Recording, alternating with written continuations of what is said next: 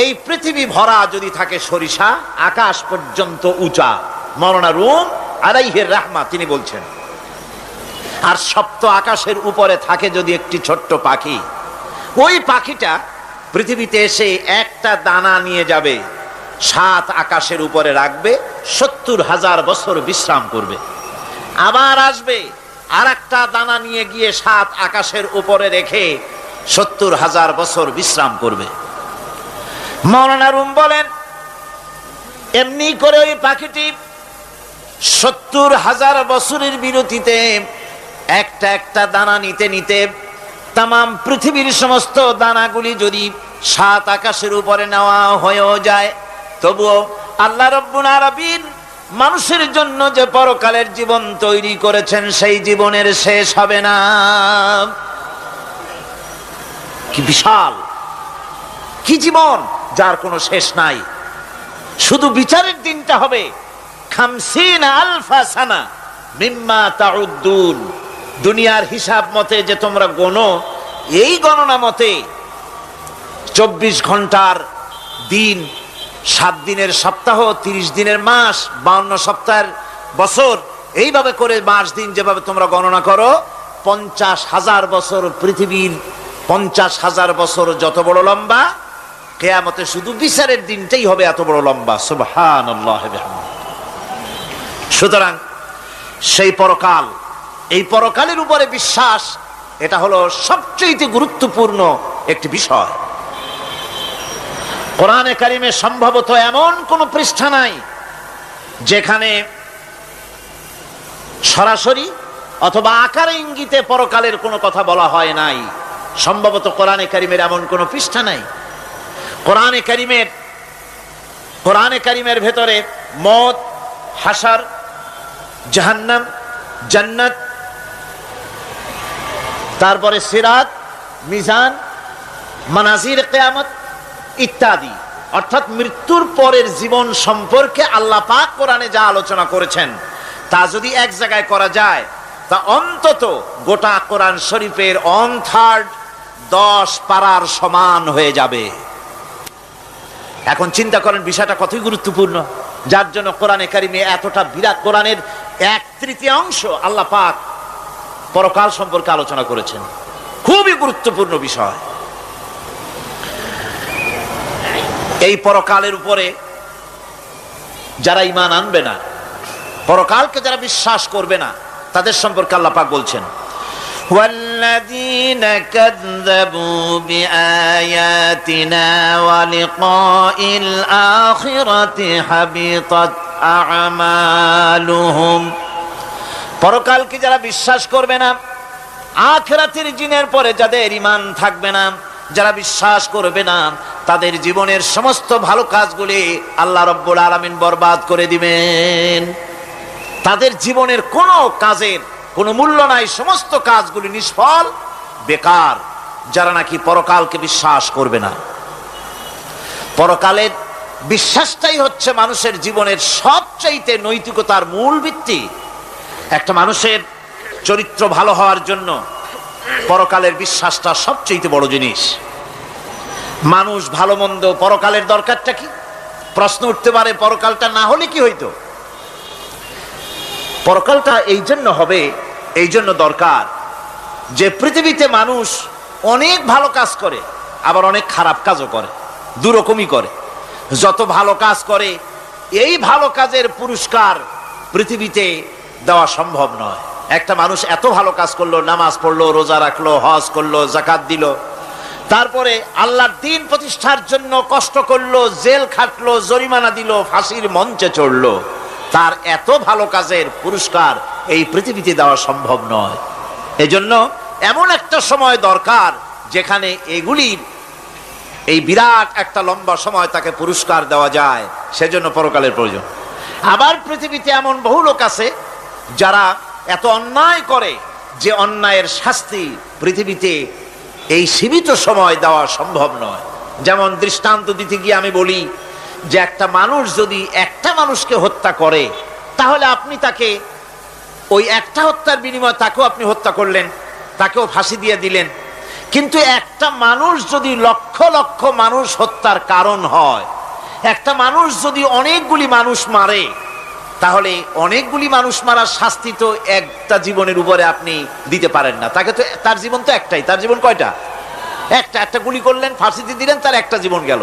কিন্তু সে তো মেরেছে অনেক, তার কারণে তো লক্ষ লক্ষ মরছে। কাজী এই শাস্তি পৃথিবীতে দেওয়া সম্ভব নয় বলে এমন একটা জায়গা দরকার যেখানে এই ধরনের বড় রকমের শাস্তি, দীর্ঘমেয়াদী শাস্তি দেওয়া যায়, শরীরটাও সেরকমের বানানো যায়, এই ধরনের করে একটি জায়গা দরকার। সেই জায়গার নাম হচ্ছে পরকাল, সেই জায়গাটার নাম হচ্ছে আখিরাত। এজন্য কমন সেন্সের, সাধারণ জ্ঞানের দাবিও পরকাল প্রয়োজন। আর পরকালের ভিত্তিতেই মানুষের চরিত্র গঠন হতে পারে। মনে করেন একজন অফিসার, তিনি জানেন তাকে দেখার কেউ নাই, তার যা খুশি তিনি তা করতে পারেন, তার পেছনে কোনো গোয়েন্দা বিভাগের লোক লাগানো নাই। এই চিন্তা যদি তার থাকে, তাহলে ঘুষের টাকা খাওয়া, স্বজন প্রীতি করা তার জন্য কি অসম্ভব না সম্ভব? খুবই সম্ভব। আর একজন অফিসার, তিনি যদি জানেন যে না, আমাকে দেখার মতো লোক আছে, আমার পেছনে গোয়েন্দা বিভাগের লোকেরা কাজ করতেছে, আমার কোনো জিনিসই এড়িয়ে যাবে না, এই চিন্তা যদি থাকে, তাহলে এই দুইজন অফিসারের আচরণ এক হবে? কখনই হবে না। একজনের আচরণ হবে খুবই সংযত, আর একজনের আচরণ হবে খুবই অসংযত। সুতরাং পরকালে যে বিশ্বাসী ব্যক্তি, সে ব্যক্তি চুরি, ডাকাতি, জেনা, ব্যভিচার, হত্যা, ধর্ষণ ইত্যাদি থেকে তিনি হবেন মুক্ত। আর যে ব্যক্তি পরকালকে বিশ্বাস করবে না, তার দ্বারা হবে না এমন কোনো কাজ নাই, সবকিছুই তার দ্বারা সম্ভব। এরপরে আল্লাহ পাক বলছেন যে পরকাল বিশ্বাস মানুষকে দায়িত্ববান বানায় দেয়। পরকালের বিশ্বাস মানুষকে কি বানায়?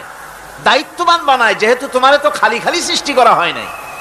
আল্লাহ রাব্বুল আলামিন কোরআনে কারীমের মধ্যে বলছেন, আফাহাসিবতুম আন্নামা খালাকনাকুম আবাসা ওয়া আন্নাকুম ইলাইনা লা তুরজাউন।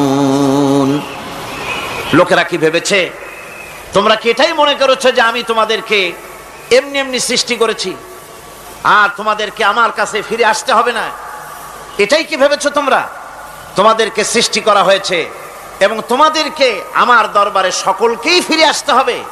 পৃথিবীতে এমন কেউ নাই যে পৃথিবীতে টিকে থাকতে পারবে, সমস্ত মানুষকেই আল্লাহর দরবারে ফিরে যেতে হবে। আল্লাহ পাক কোরআনে কারীমের অন্যত্র বলেছেন, আয়াহসাবুল ইনসানু আইয়ুতরাকা সুদা। মানুষ কি ভেবেছে যে আমি তাকে নিরর্থক সৃষ্টি করেছি, তার কোনো হিসাব হবে না, তার কোনো দেখার মতো কেউ নাই, তাকে এমনি এমনি আমি সৃষ্টি করেছি? তা না। প্রত্যেকটি মানুষকেই বিচক্ষণতার দাবি হিসেবে সৃষ্টি করা হয়েছে এবং তার সব কিছুকেই দেখা হচ্ছে। আল্লাহ পাক সব দেখতে পাচ্ছেন, তার নজরের সামনে আছে। আল্লাহ পাক দেখেন এবং শোনেন। আমরাও দেখি, আমরাও শুনি, কিন্তু আল্লাহ পাকের দেখা আর আমাদের দেখা, আল্লাহর শোনা আর আমাদের শোনা একরকম নয়। আমরা এই মাহফিলের বাইরে কি হচ্ছে আমরা দেখতে পাই না, ঠিক কিনা গণ? রাতের বেলায় আমরা আমাদের নিজেদেরকেও দেখি না, এমনকি আমরা আমাদের পেছনে কি হয়, পিছনে কি আছে তাও দেখি না। আপনারা যে আমার সামনে বসে আছেন, আপনাদের পেছনে লোকটা কি করতেছে তা আপনি দেখতে পাচ্ছেন।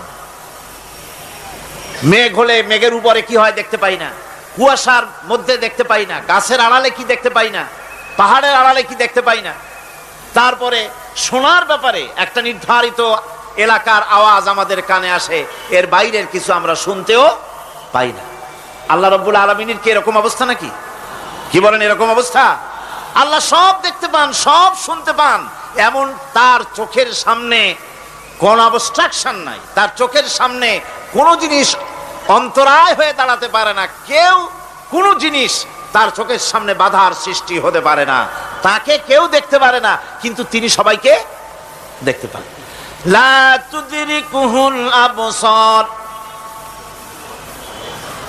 তাকে কোন দৃষ্টিশক্তি তাকে দেখতে পাবে না। সমস্ত দৃষ্টিশক্তিকে তিনি দেখবেন, কিন্তু তাকে কেউ দেখতে পারবে না। সুবহানাল্লাহ বিহামদিহি। সুতরাং তিনি সব দেখেন এবং সবই শোনেন। এই বিশ্বাস মানুষকে দায়িত্ববান বানায়। এই বিশ্বাস মানুষকে কি বানায় জোরে গান? দায়িত্ববান বানিয়ে দেয়। আল্লাহ রাব্বুল আলামিন বলছেন, আয়াহসাবু আন্নান ইয়াকদিরা আলাইহি আহাদ ইয়াকুলু আহলাকতু মালান লুবাদা আয়াহসাবু আন লাম ইয়ারাহু আহাদ। মানুষ কি ধারণা করেছে তার উপরে কারো কোনো ক্ষমতা চলবে না? সে বলে আমি অনেক ব্যয় করেছি, আর সে ভেবেছে তাকে দেখার মতো কেউ নাই। আল্লাহ পাক বলেন, দেখার জন্য অবশ্যই একজন আছেন, তিনি হচ্ছেন আল্লাহ রাব্বুল আলামিন। কে দেখতে পান? জোরে সরে বলেন, কে দেখতে পান? আল্লাহ পাক সব দেখেন, সব শোনেন। এমনকি সমুদ্রের অতল তলদেশে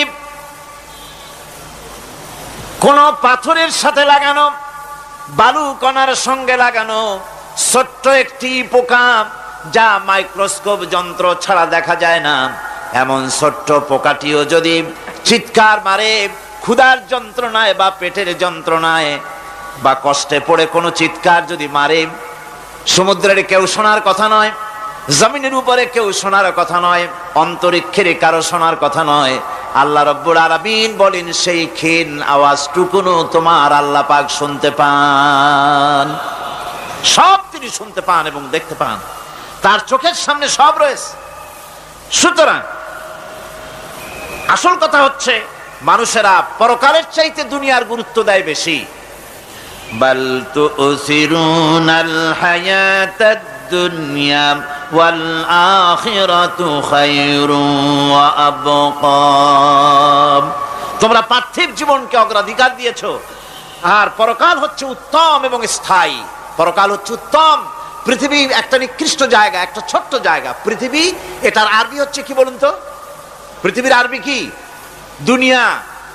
এটাকে দুনিয়া, দুনিয়া শব্দটা এসেছে আদনা শব্দ থেকে, তুচ্ছ, নিকৃষ্ট, এটার কোনো দাম নাই। আর এই জন্য হাদিস শরীফে এসেছে যে এই পৃথিবীর মূল্য যদি আল্লাহর কাছে মশার ডানা তুল্য যদি হতো, তাহলে কাফেরকে এক ঢোক পানি আল্লাহ পাক গিলতে দিতেন না। আল্লাহর দৃষ্টান্তটা, হাদিস শরীফের দৃষ্টান্তটা লক্ষ্য করেছেন? এই পৃথিবীর মূল্য যদি একটা মশার ডানার তুল্য যদি হতো, আপনাকে কেউ যদি 1,00,000 মশার ডানা যদি কেউ আপনাকে জোগাড় করে দেয়, আপনি কয় টাকা দিয়ে কিনবেন? কোন কথা বলতেছেন না? খুব আগ্রহ আছে কেনার নাকি?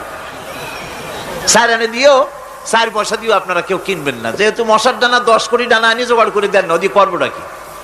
কাজী দৃষ্টান্তটা লক্ষ্য করুন যে এই পৃথিবীর মূল্য যদি আল্লাহ পাকের কাছে একটা মশার ডানার তুল্য যদি হতো, তাহলে আল্লাহ রাব্বুল আলামিন কাফেরকে এক ঢোক পানি গিলতে দিতেন না। তার মানে এটার কোনো দাম নাই।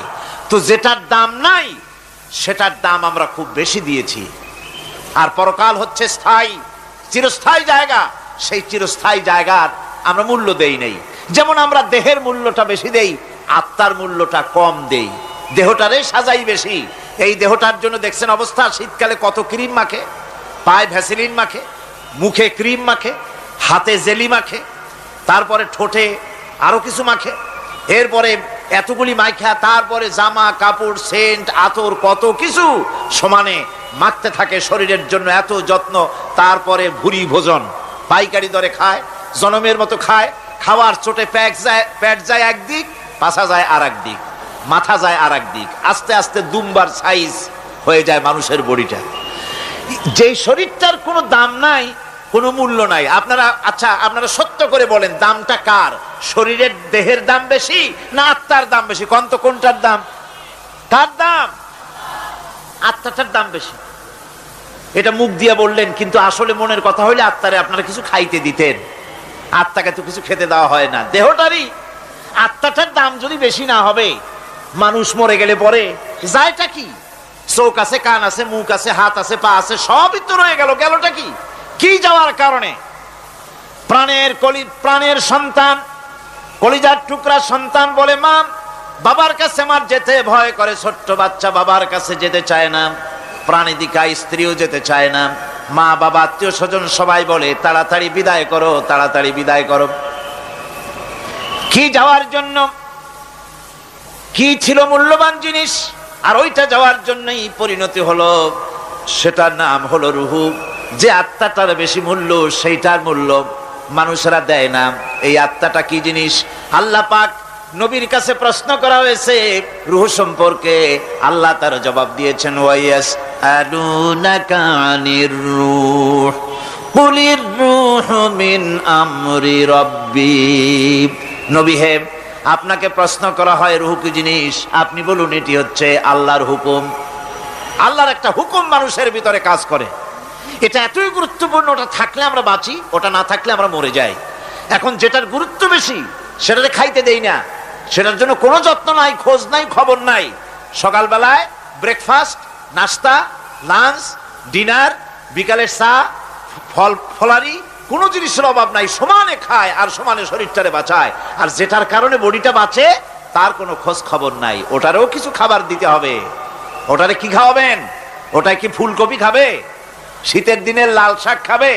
লট্টা মাছ খাবে নাকি? খাবে না। রূপচান্দাও খাবে না। শীতকালের ভাপা পিঠাও না, ধুপি পিঠা কি কন আপনারা, এগুলোও খাবেন। সুতরাং এই যে শরীর, আপনার আত্মাটা, ওরে খাইতে দিবেন কি? ও কচু খায় না, মূলাও খায় না, দুধও খায় না, পনিরও খায় না, ঘিও খায় না, মাছ গোশতও খায় না। যেহেতু এই আত্মাটা এসেছে রূহের জগৎ থেকে, তাই ওর খাদ্য এই পৃথিবীতে বানানো হয় নাই। দেহ তৈরি হয়েছে মাটি থেকে, মাটির উপাদান দিয়ে, সেজন্য তার খাদ্য বানানো হয়েছে মাটির উপাদান দিয়ে। আর আত্মা যেহেতু এসেছে আল্লাহর কাছে থেকে, রূহের জগৎ থেকে, সেজন্য আল্লাহ রাব্বুল আলামিন আত্মার খাদ্য পাঠিয়েছেন লৌহ মাহফুজ থেকে। খাদ্যের নাম হচ্ছে তেলাওয়াতে কোরআন। তেলাওয়াতে কোরআন। কোরআনে কারীম তেলাওয়াতে আত্মার সমৃদ্ধি হতো। কোরআনে কারীমের তেলাওয়াত, অনুধাবন, এর দ্বারা আত্মার সমৃদ্ধি হতো। যেহেতু কোরআন হচ্ছে রূহের খোরাক, সেই খোরাক দেওয়া হচ্ছে না তাকে। কাজে আমি বলতেছিলাম যে যে জিনিসের মূল্য বেশি আমরা তার মূল্য দিতে জানি না, যেটার মূল্য কম সেটার মূল্য দেই বেশি। অনুরূপ ভাবে এই পৃথিবীর কোনো দাম নাই, আল্লাহ পাক বলছেন, সেই জিনিসটার মূল্য আমরা বেশি দিলাম, আর পরকালের চিন্তা আমাদের দিল থেকে উবে গেল। এই জন্য আল্লাহ রাব্বুল আলামিন বলেন, ইন্নাল্লাযীনা লা ইউমিনুনা বিল আখিরাতি যায়্যান্না লাহুম আ'মালাহুম ফাহুম ইয়ামাহুন। যারা পরকালের প্রতি ঈমান আনে না, পরকালকে যারা বিশ্বাস করে না, তাদের ক্রিয়াকাণ্ডকে তাদের কাছে চিত্তাকর্ষক বানায় দেওয়া হয়। আর এভাবে তারা পথভ্রষ্ট হয়ে যায়। দুনিয়া তাদের কাছে বেশি মজা লাগে, দুনিয়াটা বেশি ভালো লাগে। কয় হুজুর, তাফসীরের মাহফিল ভালো লাগে, আবার যখন কীর্তন শুনতে যাই, সিনেমা দেখতে যাই, তাও খারাপ লাগে না, তাও ভালো লাগে। মিলাদ শরীফও ভালো লাগে, কীর্তনও ভালো লাগে, ওয়াজ মাহফিলও ভালো লাগে, গানও ভালো লাগে, সিনেমাও ভালো লাগে। এই যে দুই জিনিস ভালো লাগে, এটা হলো মুনাফিকি রোগ। এটা কি রোগ বলেন না সবাই? এটা কি রোগ? মুনাফিকি রোগ। ঈমানের স্বাদ যখন নষ্ট হয় তখন এই অবস্থার সৃষ্টি হয়।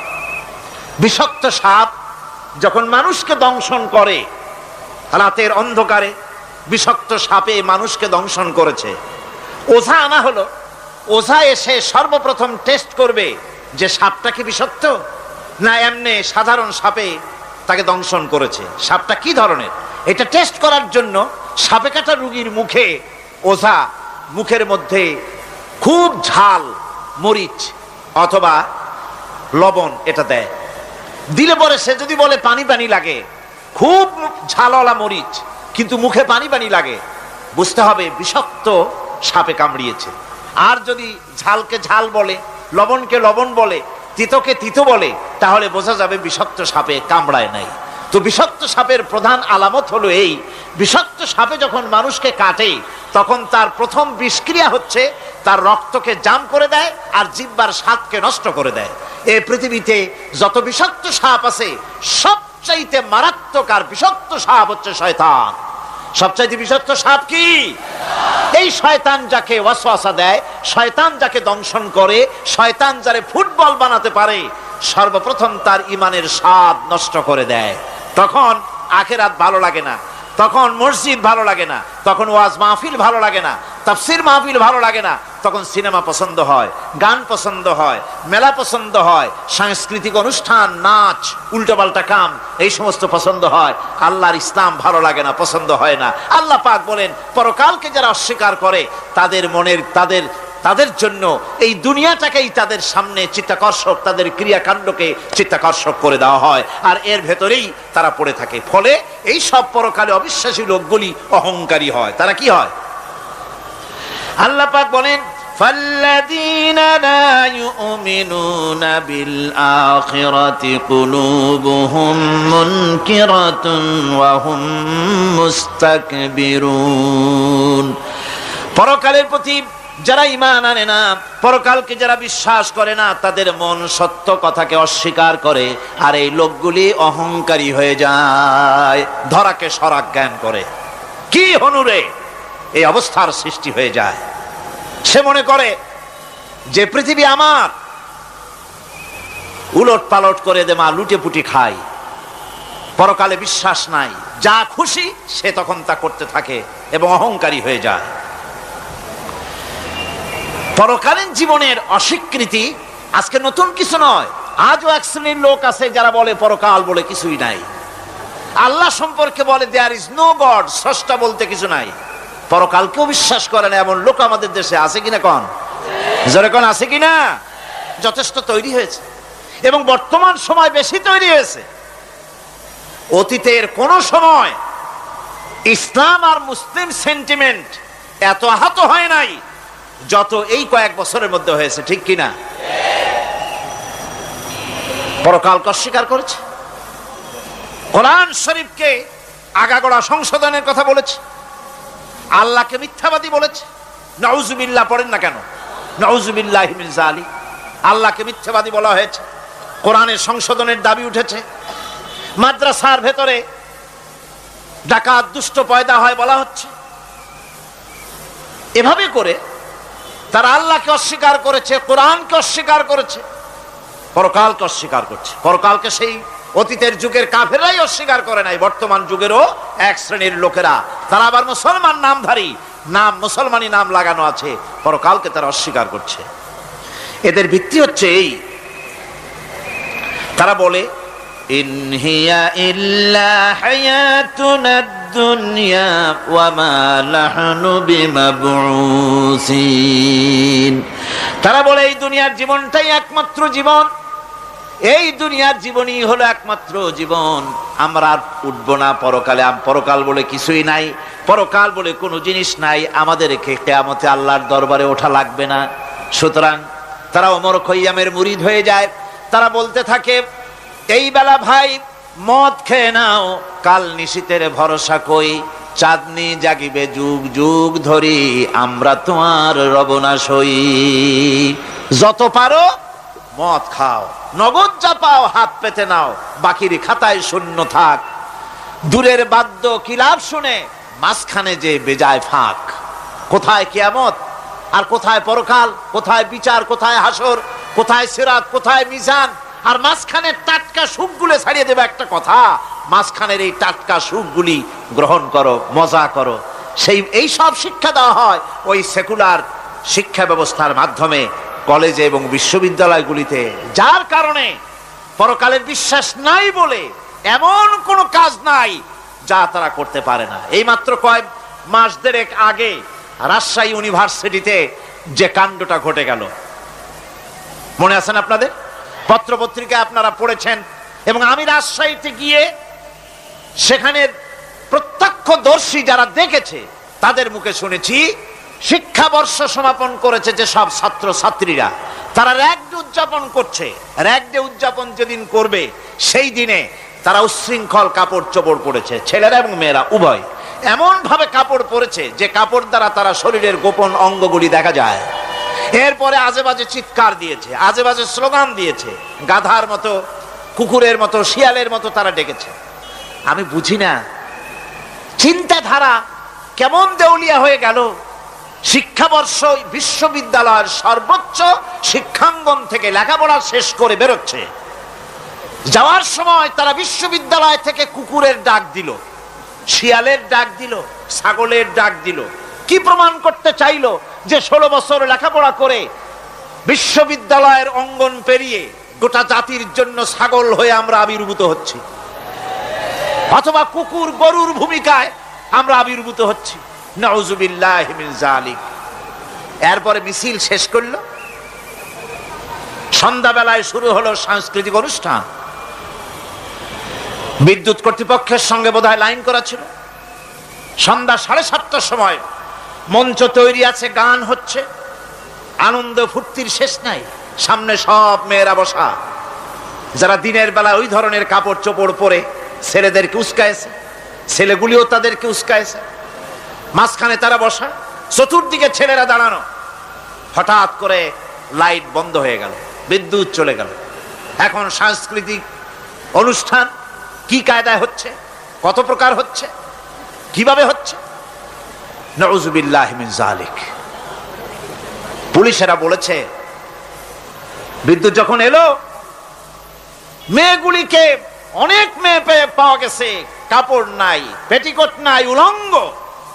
তাদেরকে ধরে ধরে উঠানো হয়েছে হোস্টেলে।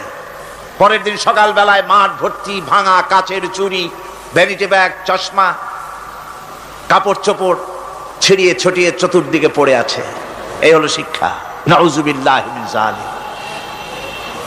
আমি কসম করে বলতে পারি, বিশ্ববিদ্যালয়ে যদি কোরআন শরীফের তাফসীর পড়ানো হতো, হাদিস শরীফ যদি পড়ানো হতো, কেউ কেউ বলবেন কোরআন হাদিস তো পড়ানো হয়, বিশ্ববিদ্যালয় কলেজে পড়ানো তো হয়। আমি তো জানি সিলেবাসে 10টা 5টা হাদিস আছে, 2-4 লাইন কোরআন শরীফ আছে, এর কোনো মানে নাই।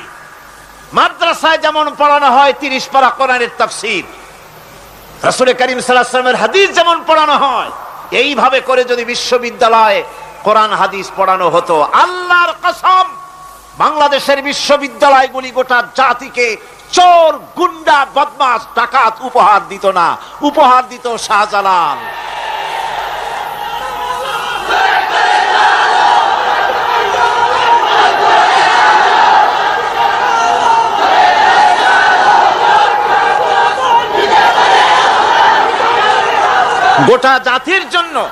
গোটা জাতির জন্য বিশ্ববিদ্যালয় সমূহ উপহার দিতে পারত। উপহার দিত শাহ মখদুম, শাহজালাল, খান জাহান আলী, উপহার দিতে পারত খাজা মঈনুদ্দিন চিশতি, উপহার দিতে পারত খালিদ বিন ওলীদ, উপহার দিত সালাউদ্দিন আইয়ুবী। আল্লাহ পাক তাদের সকলের প্রতি রহম করুন, জোরে কোন আমিন। এরকম উপহার গোটা জাতিকে তারা দিতে পারত। কথা ঠিক কিনা গণ? সুতরাং পরকালকে অস্বীকার করাই হচ্ছে এর মূলভূত কারণ। সেকুলার শিক্ষা ব্যবস্থা হচ্ছে এর মূলভূত কারণ। এই জন্য কোরআনে কারীম আল্লাহ পাক বলছেন, লাইসাল বিররা আন তুওয়াল্লু বুজুহাকুম কিবালাল মাশরিকি ওয়াল মাগরিব। পূর্ব পশ্চিমে কয়বার মাথা ঘুরালা, এইটাই তোমার পুণ্যবান সৎ কাজ হওয়ার এটা নমুনা নয়। প্রকৃতপক্ষের সৎ কাজ হচ্ছে আল্লাহ বিশ্বাস করা এবং পরকালে বিশ্বাস ভিত্তিক জীবন গড়া। ওই কাফেরেরা বলতো, وقالوا ما هي إلا حياتنا الدنيا نموت ونحيا وما يهلكنا إلا الدهر। আল্লাহ রাব্বুল আলামিন বলেন, এই কাফেররা বলতো দুনিয়ার জীবনটাই তো আসল জীবন, আমরা মরবো না, আমরা এখানেই থাকবো, এই জীবনটাই হলো আসল জীবন, এখানেই বাঁচবো, এখানেই মরবো, আমরা পরকাল বলে কোনো জিনিস নাই, আমাদের কোনো ওঠা লাগবে না, যা কিছু হয় যুগের আবর্তন ছাড়া কিছুই হয় না। শুধু তাই নয়, এই প্রশ্ন কাফিরদের মনের ভিতরে মারাত্মক আকার ধারণ করলো। তারা বলল, আইযা মিতনা ওয়া কুন্না তুরাবান যালিকা রাজউম বাঈদ। আমরা মাটির সাথে মিশে যাব, আমরা মরে যাব, মাটির সঙ্গে মিশে যাব, তারপরে আমাদেরকে জীবিত করা হবে। এটা তো জ্ঞান বহির্ভূত কথা, এটা তো মাথায় ঢোকে না, কথাটা কেমন? তারা এভাবে অনেক প্রশ্ন করত। ওয়াকালু আইযা কুন্না ইযামান ওয়া রুফাতান আইন্না লামাবউসুনা খালকান জাদীদা। আমরা মরে যাব, গলে যাব, পচে যাব, হাড্ডি গুড্ডি মাটির সাথে মিশে যাবে, এরপরে আমাদেরকে নতুন করে সৃষ্টি করা হবে। এটা জ্ঞান বহির্ভূত কথা, এটা মাথার মধ্যে আসে না। কে আমাদেরকে জিন্দা করবে মরে যাওয়ার পর? আল্লাহ রাব্বুল আলামিন বলছেন, দেখো আল্লাহ পাক কোরআনে কারীমের ভিতরে যুক্তি দিয়ে বুঝাচ্ছেন যে অবশ্যই তোমাদেরকে আবার জিন্দা করা হবে, তোমাদেরকে উঠতে হবে। তোমরা এই পৃথিবীর অবস্থা পর্যবেক্ষণ করো, তাকায় দেখো আকাশের দিকে, জমিনের দিকে লক্ষ্য করে দেখো। আওয়ালাম ইয়ানজুরু ফি মালাকুতিস সামাওয়াতি ওয়াল আরদ, তারা কি আসমান এবং জমিনের ব্যবস্থাপনা সম্পর্কে চিন্তা ভাবনা করে না? ওই বিরাট আকাশটাকে যে আল্লাহ রাব্বুল আলামিন তৈরি করলেন, এই জমিনটাকে যিনি তৈরি করলেন, তিনি কি তোমাকে মৃত্যুর পরে তিনি কি জিন্দা করবেন না? তিনি কি জিন্দা করতে পারবেন না? কেমনে তোমরা অস্বীকার করতে পারো? দুনিয়ার ব্যবস্থাপনা এবং এই পৃথিবীর আকাশ এবং জমিনের ব্যবস্থাপনা সম্পর্কে তোমরা চিন্তা ভাবনা করে দেখো, অবশ্যই আল্লাহ রাব্বুল আলামিন তোমাদেরকে আবার জিন্দা করবেন।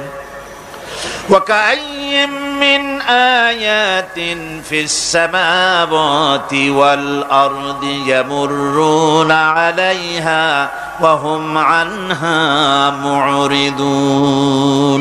আসমান জমিনে বহু নিদর্শন পড়ে আছে যেগুলি তারা অতিক্রম করে যায়, অথচ সে সম্পর্কে তারা মোটেই চিন্তা ভাবনা করে না। চিন্তার বহু বিষয় আল্লাহ পাক এই পৃথিবীতে রেখেছেন। যারা চিন্তাশীল, যারা জ্ঞানবান, তারা এর দ্বারা বুঝতে পারে। আল্লাহ রাব্বুল আলামিন বলছেন, ইন্না ফি খালকিস সামাওয়াতি ওয়াল আরদি ওয়া ইখতিলাফিল লাইলি ওয়ান নাহার লাআয়াতিন লিউলিল আলবাব। নিশ্চয়ই আকাশ সৃষ্টি এবং জমিন সৃষ্টির ব্যাপারে আর রাত আর দিনের পরিবর্তনের ব্যাপারে যারা জ্ঞানবান তাদের জন্য নিদর্শন রয়েছে। যারা জ্ঞানবান তাদের জন্য চিন্তার বিষয়বস্তু রয়েছে। গবেষণা করো, চিন্তা করো, এই পৃথিবীতে আল্লাহ পাক যা কিছু সৃষ্টি করেছেন তার পক্ষে আবার তোমাদেরকে সৃষ্টি করা মোটেই অসম্ভব নয়। পরকালীন জীবনের সম্ভাবনা সম্পর্কে কোরআন অবিশ্বাসীদেরকে বলছে, দেখো আল্লাহুল্লাযী রাফা'আস সামাওয়াতি বিগাইরি আমাদিন তারাউনাহা সুম্মা ইসতাওয়া আলাল আরশ। সে আল্লাহ তোমাদের নিকট দৃশ্যমান স্তম্ভ ছাড়াই ওই বিশাল আকাশটা তৈরি করেছেন। যারা পরকাল আছে বলে উঠতে হবে একথা যারা বিশ্বাস করে না, তাদের ব্যাপারে আল্লাহ পাক এই যুক্তি দিচ্ছেন, দেখো এই বিশাল যে আকাশটা, এই আকাশে কোনো খুঁটি আছে? কথা বলেন না কেন? এই আকাশে কোনো খুঁটি আছে? কোন রকমের খুঁটি ছাড়াই ওই বিশাল আকাশটা কে বানিয়েছেন? জোরে চিৎকার দিয়া বলেন, কে বানাইছেন? এই যে শামিয়ানা, একটা বিশাল প্যান্ডেল, এই প্যান্ডেলে খুঁটি আছে না নাই? শুধু আছে না, একটা দুইটা না, জনমের মতো খুঁটি আছে। চতুর্দিকে তাকায় দেখে কত খুঁটি।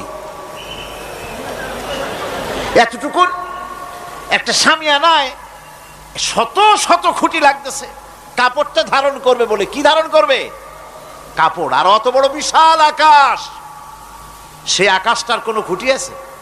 আল্লাহ পাক বলছেন, কোন দৃশ্যমান খুঁটি ছাড়াই এত বড় বিশাল আকাশটা তোমার মাথার উপরে দাঁড়িয়ে আছে এবং আল্লাহ পাক আরশের উপরে দীপ্তমান হয়ে আছেন। এগুলি দেখেও কি তোমার মাথার মধ্যে কোনো চিন্তা আসে না যেটা কি করে সম্ভব হলো?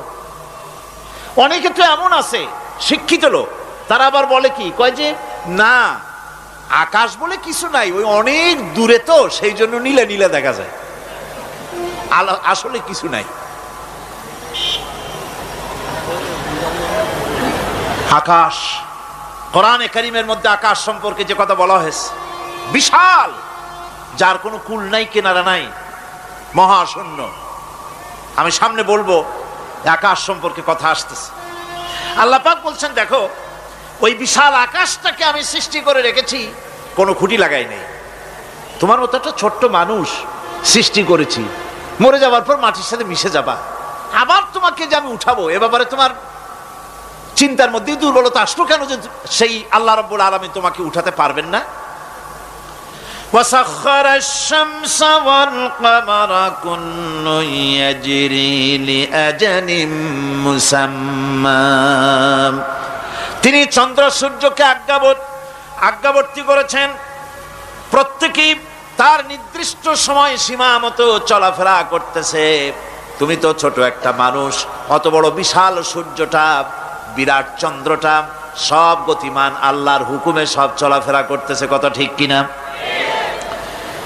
এই সবগুলি আল্লাহ রাব্বুল আলামিন দুনিয়ার মানুষের সামনে তুলে ধরেছেন। তাকায় দেখো, নজর করে দেখো, এই সুন্দর করে জমিন ও আসমানকে সৃষ্টি করেছি, চাঁদ সূর্যকে সৃষ্টি করেছি। এবার লক্ষ্য করো, আনতুম আশাদ্দু খালকান আমিস সামাউ বানাহা। তোমাদের সৃষ্টি করা বেশি কঠিন না ওই বিশাল আকাশটাকে তৈরি করা বেশি কঠিন? কোনটা বেশি কঠিন? অত বড় বিশাল আকাশটাকে যিনি সৃষ্টি করলেন, তিনি তোমার মতো মানুষকে সৃষ্টি করতে পারবেন না? আবার যিনি একবার বিনা মডেলে তোমাকে তৈরি করলেন, আল্লাহ কি সুন্দর দৃষ্টান্ত দিচ্ছেন, আনতুম আশাদ্দু খালকান আমিস সামাউ বানাহা। তোমারে কঠিন তৈরি করা বেশি কঠিন, ওই বিশাল আকাশটাকে বেশি তৈরি করা বেশি কঠিন? অত বড় বিরাট জিনিসটাই তো আল্লাহ তৈরি করে ফেলেছেন, বিশাল আকাশ, মহাশূন্য। আর সেই মহাশূন্যের তুলনায়, মহাবিশ্বের তুলনায় পৃথিবী কত ছোট। আমাদের সবচাইতে কাছে। বিজ্ঞানীরা হয়রান হয়ে যাচ্ছে আকাশের চিন্তা করে, মহাকাশ চিন্তা করে ক্রমান্বয়ে হয়রান হয়ে যাচ্ছে।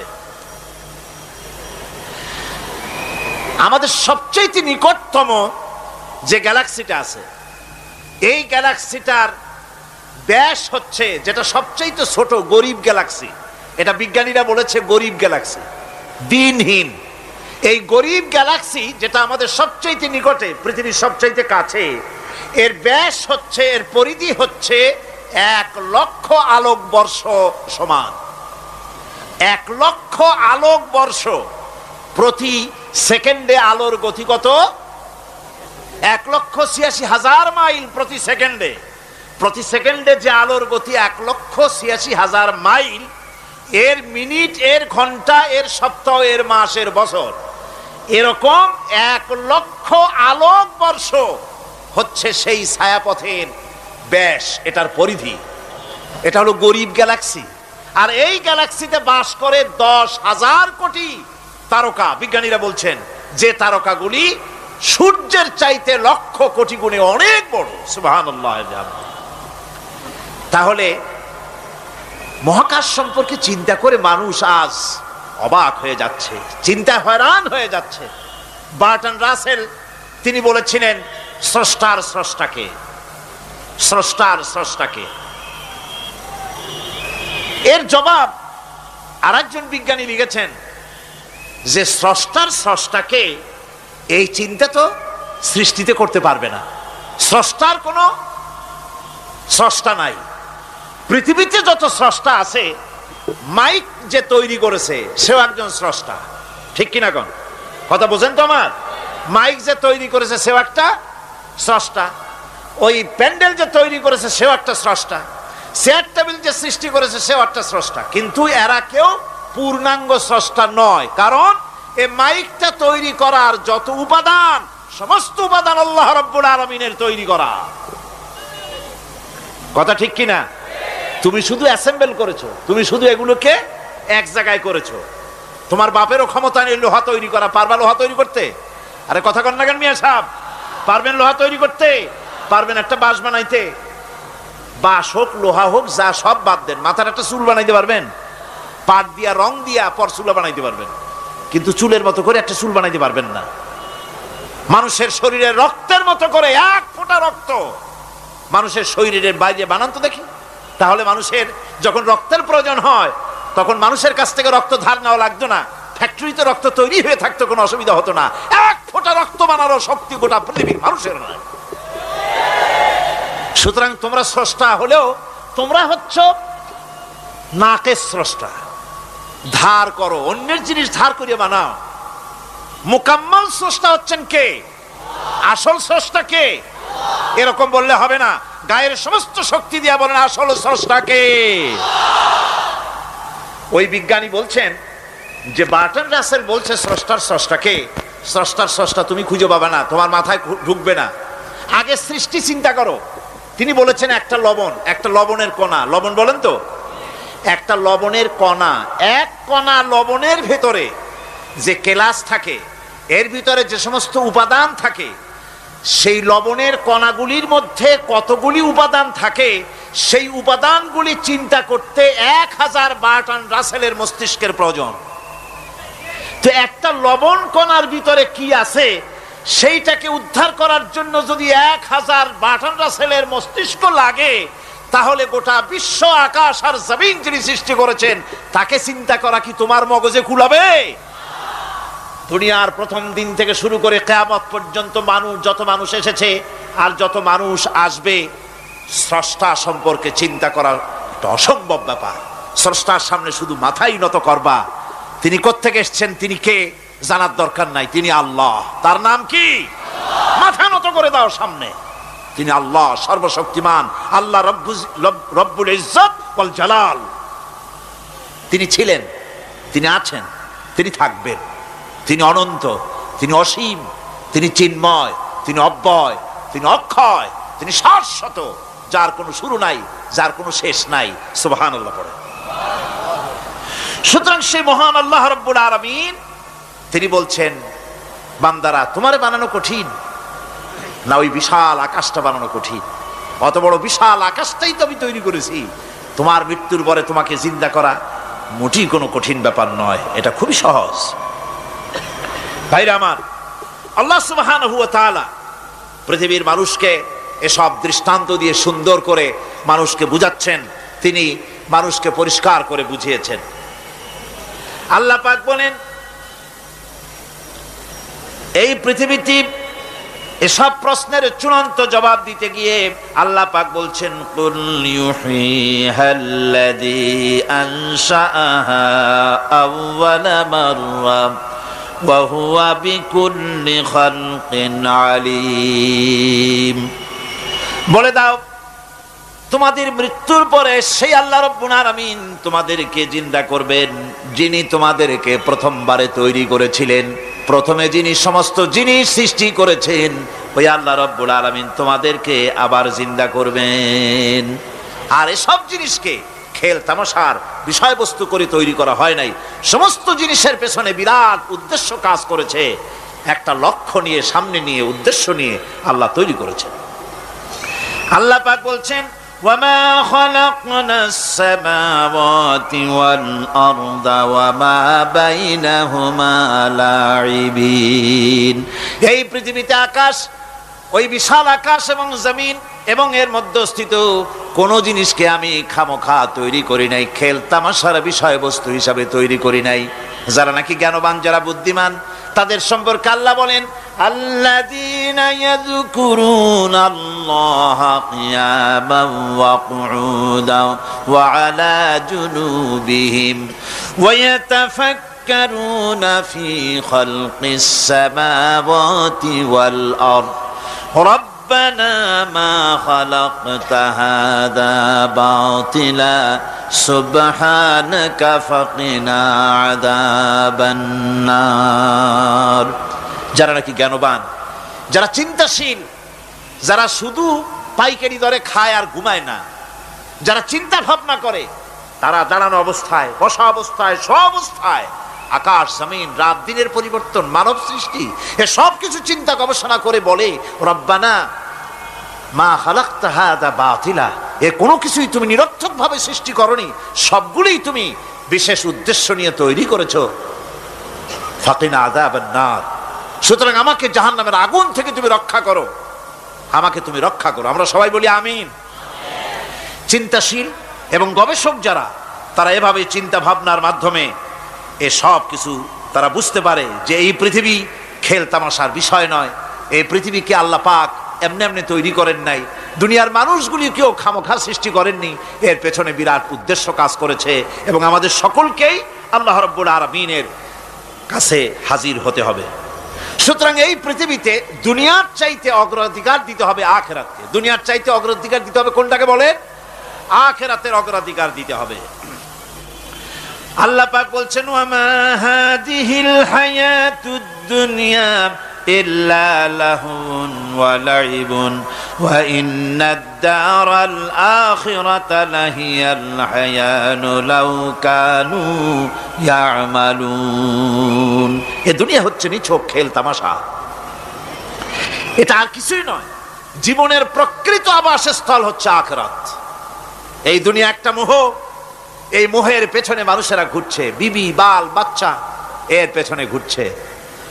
অথচ এই বিবি বাল বাচ্চা কিয়ামতের দিন মুসিবত হয়ে দাঁড়াবে মানুষের জন্য। একটা মোহর মধ্যে মানুষ পড়ে আছে, খেল তামাশার ভিতরে পড়ে আছে। আল্লাহ পাক বলছেন, কুল মাতাউদ দুনিয়া কালিলুন ওয়াল আখিরাতু খায়রুল লিমানিত্তাকা। বলো, দুনিয়ার সমস্ত সম্পদ খুবই নগণ্য, আর যে ব্যক্তি পরকালকে বিশ্বাস করে, পরকালের কামনা করে, সেই খোদাভীরু লোকদের জন্য পরকাল হচ্ছে প্রকৃত আবাসস্থল। সেই জায়গাটাই হলো আসল জায়গা। ওই জায়গার জন্য কিছু তৈরি করতে হবে। কোরআনে কারিমে রব্বুল আলামিন বলছেন, আরাদিতুম বিল হায়াতিদ দুনিয়া মিনাল আখিরাহ ফামা মাতাউদ দুনিয়া ফিল আখিরাতি ইল্লা কলিল। তোমরা কি পরকালের জীবনের বিনিময় এই দুনিয়ার জীবনটাই বেশি পরিতুষ্ট হয়েছ? অথচ দুনিয়ার জীবনের সুখ সম্পদ তো পরকালের তুলনায় খুবই নগণ্য। পরকালের সুখ অনেক বেশি, পরকালের দুঃখটাও অনেক বেশি, সুখটাও অনেক বেশি। পরকালটা স্থায়ী। সুতরাং দুনিয়ার মোহে না পড়ে পরকালের জন্য জীবনটাকে পরকাল ভিত্তিক জীবন তৈরি করো। আল্লাহ পাক বলছেন, ফাম্মা মান তাগা ওয়া আসারাল হায়াতাদ দুনিয়া ফাইন্নাল জাহিমা হিয়াল মাওয়াব। অতঃপর যে ব্যক্তি বিদ্রোহ করেছে এবং দুনিয়ার জীবনকে অগ্রাধিকার দিয়েছে, তার জায়গা হচ্ছে জাহান্নাম। জোরে বলেন নাউজুবিল্লাহ। যে ব্যক্তি আল্লাহর সঙ্গে বিদ্রোহ করেছে আর পরকালের জন্য পাথর জোগাড় করে নাই, দুনিয়াকে অগ্রাধিকার দিল, পরকালকে ভুলে গেল, তার জায়গা হলো জাহান্নাম। ওয়া আম্মা মান খাফা মাকামা রাব্বিহি ওয়া নাহান নাফসা আনিল হাওয়া ফাইন্নাল জান্নাতা হিয়াল মাওয়া। আর যে ব্যক্তি আপন প্রভুর সামনে উপস্থিত হওয়াকে ভয় করেছে এবং আপন প্রবৃত্তিকে লালসা মুক্ত করেছে, লালসার হাত থেকে রক্ষা করেছে, আল্লাহ রব্বুল আলামিন কিয়ামতের দিন তার জন্য রেখে দিয়েছেন জান্নাত। তার জন্য কোন জায়গা? জান্নাত। আমাদেরকে পরকাল ভিত্তিক জীবন যাপন যদি করি, তাহলে কবরের জবাবগুলি খুব আসান হবে। আর যদি পরকাল ভিত্তিক জীবন যাপন না হয়, কবরটা মুসিবতের জন্য মুসিবত হয়ে যাবে।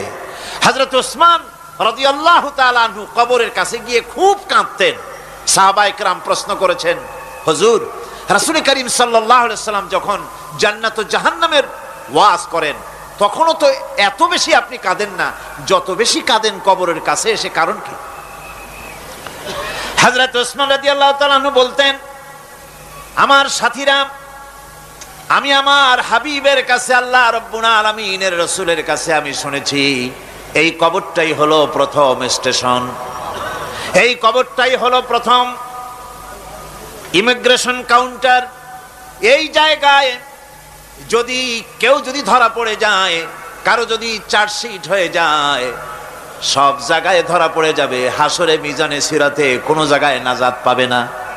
আর এই কবরটা যদি কেউ মুক্তি পেয়ে যায়, মিজান সিরাত হাসর সব জায়গা থেকে আল্লাহ তারে ভালোভাবে পার করে দিবেন।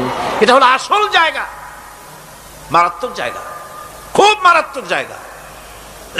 আমি এটাকে ইমিগ্রেশন কাউন্টার বলেছি আমার ভাষায়। ইমিগ্রেশন কাউন্টার, যারা বিদেশ ভ্রমণ করেছেন তারা জানেন। লন্ডন যাবেন, আমেরিকা যাবেন, সৌদি আরব যাবেন, যে কোনো বিদেশে যাবেন, গেলেই পাসপোর্ট তারা দেখবে। পাসপোর্টে আপনার ন্যাশনালিটি কোনটা সেটাই তারা জানতে চাইবে। আপনি কোন দল করেন এটা তারা জানতে চাইবে না। আপনি কোন ভাষায় কথা বলেন তাও তাদের জানার দরকার নাই। প্রথমেই তারা আপনার ন্যাশনালিটি দেখবে, আপনার আইডেন্টিটি কি তারা জানতে চাইবে। তারপরে যদি স্যাটিসফ্যাক্টরি হয় আপনাকে ভিসা দিয়ে ভেতরে ঢুকবার ব্যবস্থা করে দেবে। আর যদি তারা স্যাটিসফাইড না হয় তাহলে আপনাকে মেহমানখানায় ঢুকানো হবে গ্রেফতার করে।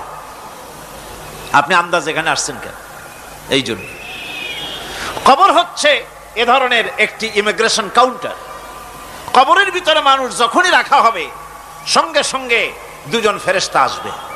কবরের কাছে যারা এসেছিল দাফন হয়ে যাওয়ার পর এই লোকগুলি 40 কদম যেতে যতক্ষণ লাগে এর মধ্যেই দুজন ফেরেশতা এসে যাবে। এসে জিজ্ঞেস করবে মান রব্বুকা, তুমি কোন দল করতে, ওটা তাদের জানার দরকার নাই। চাকরি কিসে করতেন ওটা জানার দরকার নাই। ব্যবসা করতেন না চাকরি করতেন প্রয়োজন নাই। প্রথমেই জিজ্ঞাসা করা হবে ন্যাশনালিটি, প্রথমেই জিজ্ঞাসা করা হবে তার ন্যাশনালিটি সম্পর্কে, তার আইডেন্টিটিটা কি, এবং সেটাকে সত্যায়িত করার জন্য বোঝার জন্য 3টি প্রশ্ন।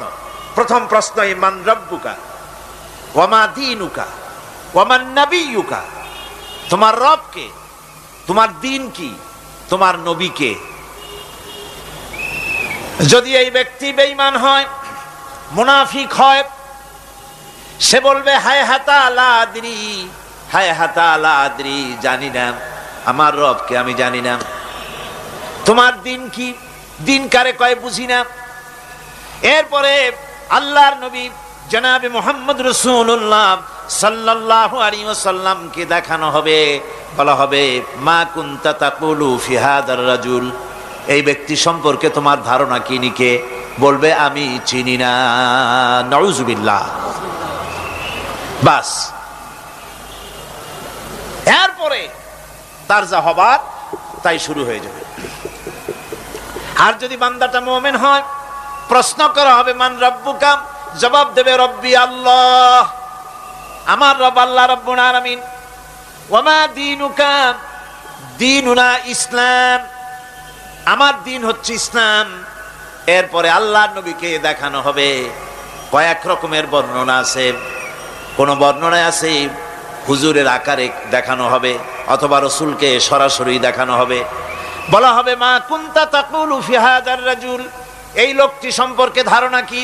মুমিন ব্যক্তি বলবে হাদা নবিয়ুনা মুহাম্মাদুর রাসূলুল্লাহ সাল্লাল্লাহু আলাইহি ওয়াসাল্লাম, ইনি আমার তো সেই নবী মুহাম্মাদুর রাসূলুল্লাহ সাল্লাল্লাহু আলাইহি ওয়াসাল্লাম। আমরা যেন এই রকমের জবাব দিতে পারি, আল্লাহ কবুল করো। সকলে জোরে কোন আমিন। জবাব হয়ে যাওয়ার পর গায়ব থেকে আওয়াজ আসবে ফাফরিশু বিল জান্নাতি ওয়ালবিসু বিল জান্নাহ, ও আমার ফেরেশতারা আমার এই বান্দাকে জান্নাতের পোশাক পরায়া দাও আর কবরটাকে জান্নাতের বিছানা বিছায়া দাও। জান্নাতের পোশাক পরায় দাও, জান্নাতের বিছানা বিছায়া দাও। ইলা মাদ্দা বাসারিহি, তার চোখের দৃষ্টি যতদূর যায় কবরটা ততটা প্রশস্ত করে দাও। এরপর বেহেশতের পোশাক পরাইয়া বেহেশতের বিছানা বিছায়া ফেরেশতা বলবে নুম কানাউমুল উরুস, ঘুমিয়ে যাও। দুলামিয়া যেমন বাসর সজ্জায় নতুন বউ নিয়ে আরামে ঘুমায়, এরকম আরামে ঘুমায় যাও। ইলা ইয়াউমিল কিয়ামা, কিয়ামত পর্যন্ত ঘুমায় থাকো, আরামে ঘুমিয়ে থাকবে। এরপরে সিংগায় ফুৎকার হবে, সিংগার ফুৎকারের আওয়াজে তার ঘুম ভেঙে যাবে। বলবে ইয়া ওয়াইলানা মান বাআসানা মিন মারকাদিনা, হায় আফসোস, আমার এত আরামের ঘুম থেকে কে আমাকে জাগ্রত করলো, আমার ঘুমটারে নষ্ট করলো কে। আওয়াজ আসবে হাদা মা ওয়াদার রহমান ওয়া সাদাকাল মুরসালুন, এটা হচ্ছে রহমানের সেই ওয়াদা আর মুরসালিনরা নবীরা সত্য কথাই বলেছিলেন, সেই কিয়ামত অনুষ্ঠিত হচ্ছে। আমার বন্ধুগণ, সেজন্য এই দুনিয়ার মোহে পড়ে থাকলে পরে দুনিয়ায় যারা অগ্রাধিকার দিবে দুনিয়াকে পরকালের তুলনায়, জবাব দিতে পারবে না কবরের ভিতরে গিয়া।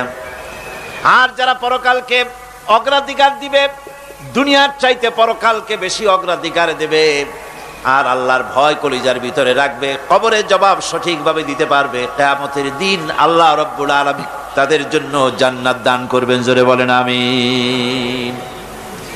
দুনিয়াটা হচ্ছে দুনিয়া যেখানে আমরা আসি। আমি আগেই বলেছি দুনিয়া হচ্ছে আদনা শব্দ থেকে এর উৎপত্তি হয়েছে। তুচ্ছ, নিকৃষ্ট, এটার দাম নাই, এটার মূল্য নাই। হযরত ইবনে কাইয়িম রাহিমাহুল্লাহ নওয়ারাল্লাহু মারকাদাহু ওয়া জাআলাল জান্নাতা মাসওয়াহু, হযরত ইবনে কাইয়িম তিনি বলছেন, সুন্দর করে বলছেন দুনিয়া সম্পর্কে, মা মাদা ফিদ দুনিয়া আহলামুন ওয়া মা বাকিয়া মিনহা আমানি ওয়াল ওয়াক্তু বাইনাহুমা দাইউন। মা মাদা ফিদ দুনিয়া আহলামুন, জীবনের যে অংশ ফেলে এসেছি সেটা আজ একটা স্বপ্ন। ওয়া মা বাকিয়া মিনহা আমানি, আর জীবনের যে অংশ সামনে বাকি আছে সেটা এখন একটা আকাঙ্ক্ষা। ওয়াল ওয়াক্তু বাইনাহুমা দাইউন, আর এর মাঝখান থেকে সময় সব চলে যাচ্ছে। কত বড় কথা চিন্তা করেছেন? জীবনের যে অংশ ফেলে এসেছি তা আজকে স্বপ্ন, তা আজ কি বলেন? স্বপ্ন। আর সামনে যা আছে সেটা আকাঙ্ক্ষা, আর মাঝখান থেকে সময় সব চলে যাচ্ছে। এরপরে তিনি বলছেন, ওয়ামান ইয়াসহাবিদ দুনিয়া ইয়াকুন মিসলা কাবিদিন আলাল মাই খানাতুহু ফুরুজুল আসাবিঈ। দুনিয়াদারের অবস্থা হচ্ছে এই, কেউ যদি দুই হাতে পানি খামসায় ধরে, দুই হাতে কি ধরছে বলেন? দুই হাতে পানি খামসায় ধরেছে, খুব মজবুত করে ধরেছে, 2 মুঠ পানি, বলেন থাকবে কতটুকু? কতটুকু থাকবে? 1 ফোঁটাও থাকবে না, কারণ তার আঙ্গুলের ফাঁক তার সাথে খেয়ানত করবে, আঙ্গুলের ফাঁক দিয়া পানিগুলি সব বেরিয়ে চলে যাবে। সুতরাং দুনিয়া যারা চায় তারা ঠিক পানি খামসায় ধরলে পানি যেমন হাতের ভেতর থেকে খেয়ানত করে চলে যায়, যারা দুনিয়া চায় দুনিয়াও তাদেরকে এভাবে ফাঁকি দিয়ে চলে যায়। তবুও দুনিয়ার মায়া মানুষের এত বেশি। আল্লাহর নবী বলেন, লাউ কানা লি ইবনি আদম ওয়াদিন মিন যাহাবিন লাহাব্বা ইয়াকুনা লাহু সানিন। এই পৃথিবীতে যদি কাউকে একটা মাঠ ভরে যদি সোনা দেওয়া যায়, লোকটা বলবে রব্বুল আলামিন, আমি যদি আরেকটা মাঠ এরকম সোনা ভরা পেতাম। দ্বিতীয় আরেকটা মাঠ দেওয়া হলে আবার বলবে যদি তৃতীয় আরেকটা মাঠ সোনা ভরে যদি পেতাম। নবীজি বলেন, ওয়ালা ইয়ামলাউ জাওফু ইবনু আদামা ইল্লা তুরাব। যা করতে হবে আখিরাতে জবাবদিহিমূলক জীবন যাপন করতে হবে। আপনি ব্যবসা করবেন, ওজনে কম দিতে পারবেন না, আপনি খাদ্যে ভেজাল দিতে পারবেন না, চুরি করতে পারবেন না, ডাকাতি করতে পারবেন না, জেনা করতে পারবেন না, বদমাশি করতে পারবেন না, মদ খেতে পারবেন না, সন্ত্রাসী হতে পারবেন না, হাইজ্যাকার হতে পারবেন না, চাঁদাবাজ হতে পারবেন না, মুনাফাখোর হতে পারবেন না, আপনি চোরা কারবারি হতে পারবেন না, ঘুষখোর হতে পারবেন না, সুদখোর হতে পারবেন না।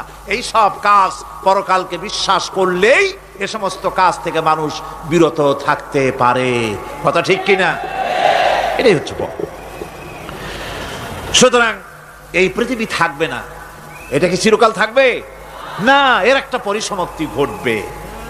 যেমন করে সারা বছর লেখাপড়া করার পর কলেজে, বিশ্ববিদ্যালয়, মাদ্রাসায়, হাই স্কুলে, সব জায়গায় সারা বছর লেখাপড়া করার পর যেমন পরীক্ষা দেওয়ার একটা দিন আসে, সারা বছর ব্যবসা করার পর হিসাব নিকাশ করার যেমন একটা সময় আসে, সারা মাস চাকরি করার পর বেতন পাওয়ার যেমন একটা দিন আসে, সারা জীবন চাকরি করার পর পেনশন পাওয়ার যেমন একটা সময় আসে, অনুরূপভাবে এই দুনিয়া যেদিন শেষ হয়ে যাবে, আল্লাহ নির্ধারিত সময় শেষ হয়ে যাওয়ার পর একটা সময় আসবে যখন আল্লাহ রব্বুল আলামিন সব শেষ করে দিবেন, লন্ডভন্ড হয়ে যাবে, কিছুই থাকবে না।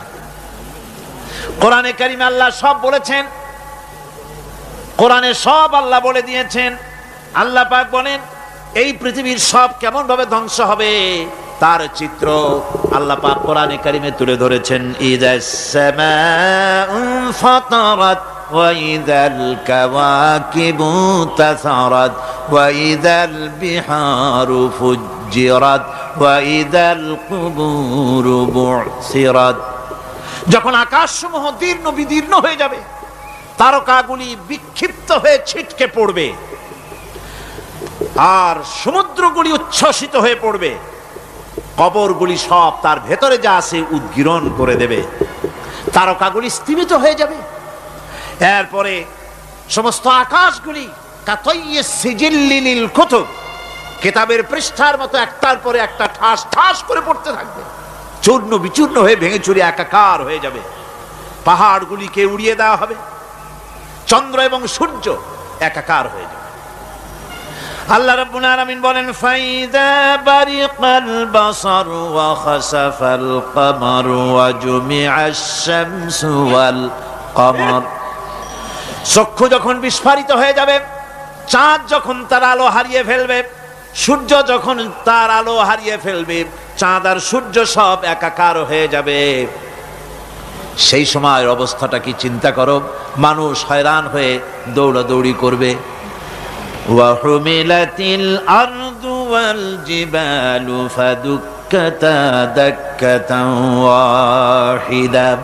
জমিন এবং পাহাড়গুলির মধ্যে আল্লাহ রাব্বুল আলামিন সংঘর্ষ বাঁধিয়ে দিবেন, পাহাড়গুলি ভেঙে চুরে টুকরা টুকরা হয়ে যাবে, পাহাড়গুলি উঁচু করে জমিনের উপরে আছাড় মেরে আল্লাহ রাব্বুল আলামিন ভেঙে চুরে চুরমার করে দিবেন। সুবহানাল্লাহ। ওয়া তাকুনুল জিবালু কালইনিল মানফুস, পাহাড়গুলো পেঁজা ধোনা তুলার মতো করে উড়িয়ে দেওয়া হবে, পাহাড় উড়ে যাবে। সুবহানাল্লাহ পড়ো। পাহাড় পাথরের তৈরি করা পাহাড়, এই পাহাড়গুলি তুলার মতো হয়ে উড়বে কিভাবে? আমি এই দৃশ্য নিজের চোখে কিছুটা হলেও দেখছি। আজ থেকে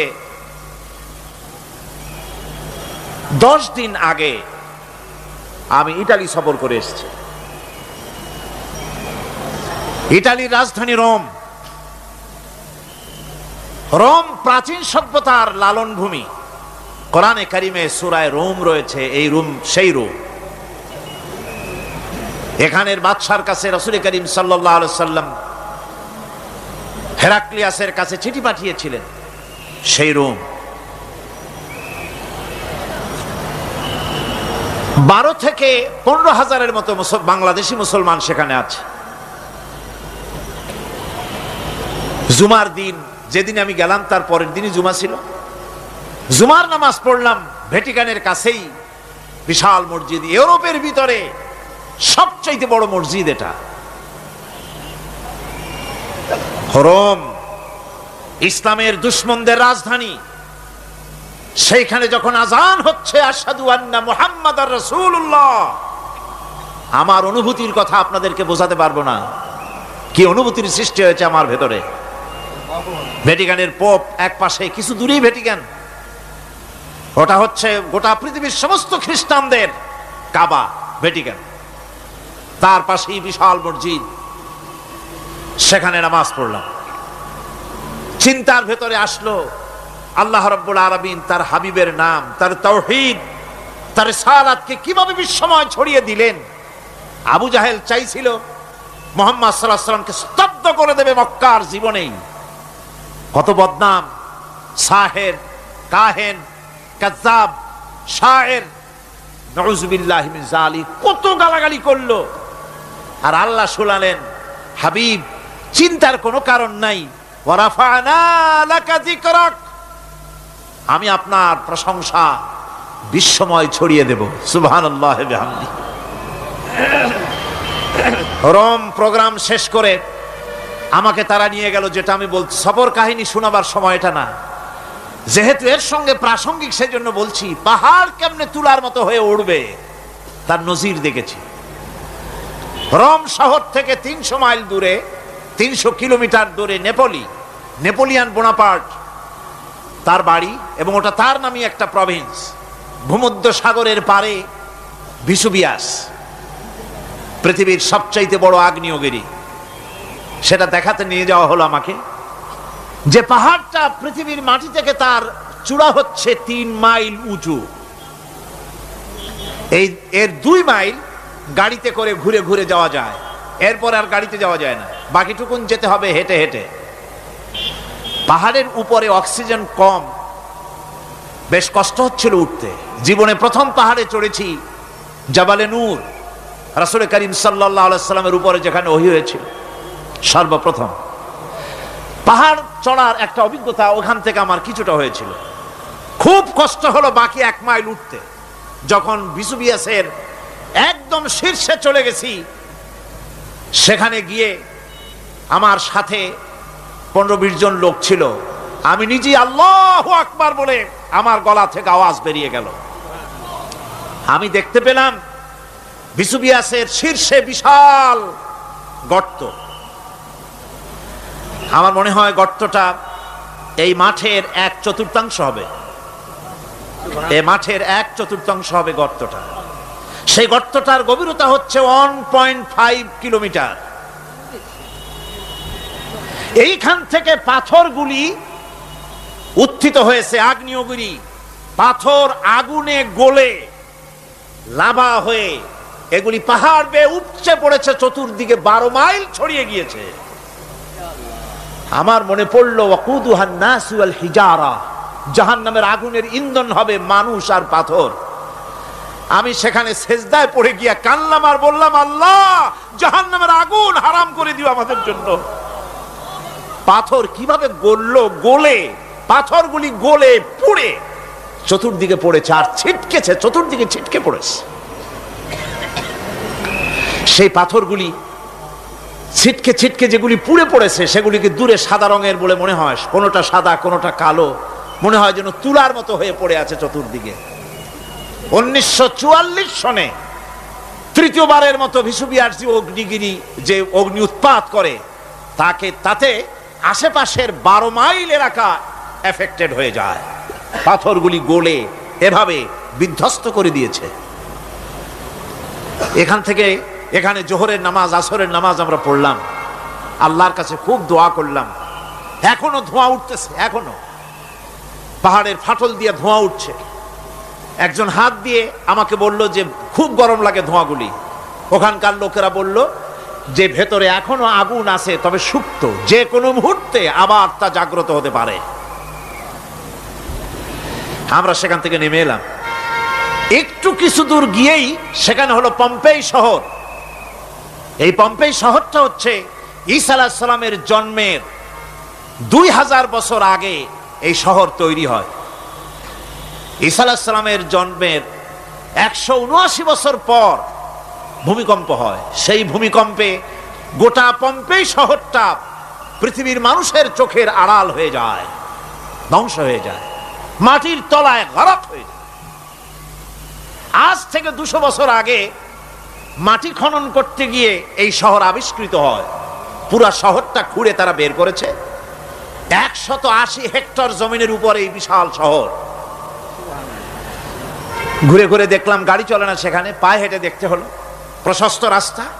আজ থেকে 4000 বছর আগের মানুষেরা রাস্তা বানাতে জানতো পাথর দিয়ে, এবং রাস্তার দুধারে তাদের ছিল ফুটপাত, পানির ব্যবস্থা, নগরায়নের সব রকমের সুযোগ সুবিধা। তারপরে সেখানে বিচারালয়, এরপরে দোকানপাট, বাজার ঘাট, সবকিছুর ব্যবস্থা রয়েছে।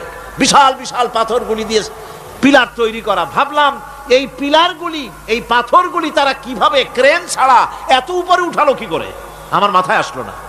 পাথর কেটে কেটে সুন্দর সুন্দর অঙ্কন শিল্প তারা করেছে। এরপরে ঘুরতে ঘুরতে বাদশার রাজার বাড়িতে গিয়ে ঢুকলাম। সেখানে গিয়ে দেখলাম উলঙ্গ এত মূর্তি পাথরের তৈরি করা। পাথর কেটে কেটে দেওয়ালে যৌন মিলনের এমন কোন অশ্লীল ছবি নাই যা তারা সেখানে তৈরি করে নাই। উলঙ্গ মূর্তি আর উলঙ্গ যৌন মিলনের অসংখ্য ছবি দিয়ে এই এলাকা ভরা। তখন আমি বুঝলাম আল্লাহর গজব হওয়ার কারণটা কি, এই শহরটা মাটির নিচে গরক হয়ে যাওয়ার কারণটা কি। আল্লাহ পাক জেনা ব্যভিচার যে দেশে বেশি হয় আল্লাহ পাক বরদাস্ত করেন না। দুশ্চরিত্র যে দেশের মানুষ দুশ্চরিত্র হয়ে যায়, জেনা ব্যভিচার বেশি হতে থাকে, আল্লাহ গরক করে দেন, গজব দেন। এই গজব এক এক সময় এক এক রকমের হয়ে আসে। কখনো মাটির নিচে দাবায় দেন, কখনো মহামারী, কোনো দেশে কলেরা, কোনো দেশে জলোচ্ছ্বাস, কোথাও ভূমিকম্প, আর সর্বশেষ এই জেনা ব্যভিচারের জন্য আল্লাহ পাকের চূড়ান্ত এই যৌনতার অশ্লীলতার জন্য চূড়ান্ত গজব বর্তমান বিশ্বের জন্য এইডস। আল্লাহ পাক এই গজব দিয়েছেন। বন্ধুগণ, আমি সেই জায়গা, আমি সেখানে যা দেখলাম যে আল্লাহ পাক পাহাড়গুলিকে কিভাবে উড়াবেন, এটা অস্বীকার করার কোনো উপায় নাই। বিশ্বাস তো করতামই, তবে হযরত ইব্রাহিম আলাইহিস সালাম যেমন বলেছিলেন, রব্বি আরিনি কাইফা তুহিল মাউতা, আয় আল্লাহ তুমি মরাকে জিন্দা করবা কেমনে? আল্লাহ পাক বলেন, আওয়ালাম তুমিন, তুমি বিশ্বাস করো না? ইব্রাহিম আলাইহিস সালাম বললেন, বালা, অবশ্যই বিশ্বাস করি, ওয়ালাকিন লিয়াতমাইন্না কলবি, যদি চোখে দেখতাম তাহলে আমার অন্তরাত্মা খুব ঠান্ডা হতো। আল্লাহ রাব্বুল আলামিন চোখে দেখায় দিলেন জিন্দা কেমনে মুর্দা হবে, মুর্দা কেমনে জিন্দা হবে, আল্লাহ দেখায় দিলেন। পাহাড় উড়ায় দিবেন আল্লাহ রাব্বুল আলামিন। একথা কলিজার মধ্যে, এটার উপর ঈমান বিশ্বাস, কিন্তু আল্লাহ চোখে দেখাইছেন, ঈমান আরো মজবুত হয়েছে, যা ছিল আরো মজবুত হয়েছে। সুবহানাল্লাহ। আল্লাহর ভয়তে কলিজা কেঁপেছে। আমি পাহাড়ের উপরে কেঁদেছি, যার যার হয়ে কেঁদেছি। বন্ধুগণ, আল্লাহ সুবহানাহু ওয়া তাআলা এই জন্য বলেছেন, কুল সিরু ফিল আরদ, আমার জমিন ঘোরো, ভালো করে দেখো, কাইফা কানা আকিবাতুল মুকাজ্জিবিন, মহা সত্যকে যারা অস্বীকার করেছে তাদের পরিণতি আমি কি করে দিয়েছি, এগুলি চোখে ভালো করে তাকায় দেখো। আমার বন্ধুগণ, সুতরাং এই পৃথিবীর অবসান হবে, এই পৃথিবী ধ্বংস হবে, এই পৃথিবী চূড়ান্তভাবে শেষ হয়ে যাবে। ও হ্যাঁ, আরেকটি কথা বলতে হয়, সেটা হচ্ছে যে এই রোম থেকে আর একটু দূরে 900 মাইল দূরে হচ্ছে সিসিলি। 900 মাইল দূরে, সেখানে এই সিসিলি মুসলমানেরা শাসন করেছিল 350 বছর। সেই সিসিলিতে রয়েছে 360টা মসজিদ মুসলমানদের করা। সমস্ত মসজিদগুলি আজ তালা বন্ধ, একটা মসজিদও খোলা নাই। সেখানকার মুসলমানেরা ওয়াজ শুনতে এসেছিল রোমে। আমি তাদের জন্য পরামর্শ দিয়েছি যে গভর্নমেন্টের কাছে তোমরা দাবি জানাও যে অন্তত একটা মসজিদের দরজা আমাদের জন্য খুলে দাও। রোমের অবস্থানরত প্রবাসী বাংলাদেশি মুসলমানেরা আমাকে বলেছে, তাদের অনেকের বাড়ি চট্টগ্রামেও আছে, আমাকে বলেছে তাদের চোখে পানি আসছে বলার সময় যে চিরঙের তাফসীর মাহফিল যখন আসে কলজাটা কানতে থাকে যাওয়ার জন্য। তো যাওয়া তো সম্ভব না এত দূর থেকে, আমাদের সালাম বলে দিবেন যত লোক আসবে, আর আমাদের জন্য দোয়া করতে বলবেন যেন এই রোমের ভিতরে আমরা ইসলামের আদর্শের ভিত্তিতে আমরা যেন চলতে পারি। আপনারা দোয়া করুন তাদের জন্য। ভাইরা আমার, এই পৃথিবী একদিন পরিসমাপ্তি ঘটবে এবং আল্লাহর দরবারে আমাদেরকে উঠতে হবে এবং সেখানে আমাদের বিচার হবে। সেখানে আমাদের কি হবে? বিচার হবে। আল্লাহ পাক বিচারটাকে নির্ভুল করার জন্য, সঠিক করার জন্য প্রত্যেকের গলায় আমলনামা ঝুলায় রাখছেন। এখানে রেকর্ডের ব্যবস্থা করা হয়েছে। আল্লাহ পাক বলছেন, ওয়া কুল্লা ইনসানিন আলজামনাহু তাইরাহু ফি উনুকিহি ওয়া নুখরিজু লাহু ইয়াওমাল কিয়ামাতি কিতাবান ইয়ালকাহু মানশুরা। আল্লাহ পাক বলেন, প্রত্যেকের ভালো মন্দ কর্মফল, কর্মলিপি আমি তার গলায় ঝুলায় রেখেছি। কিয়ামতের দিন সে নিজের কাছে স্পষ্ট সব দেখতে পারবে, কোনো জিনিস বাদ পড়বে না। তার গলায় তার আমলনামা ঝুলানো আছে, সব রেকর্ড হতেছে। আমরা যা করছি সবগুলি রেকর্ড হয়ে যাচ্ছে। বর্তমান বিজ্ঞানীরা আবিষ্কার করেছে যে মানুষের শরীরের ভিতরে ডিএনএ আছে, রক্তের ভিতরে ডিএনএ, এটা একটা কোড। মানুষের রক্তের ভিতরে ডিএনএ আছে।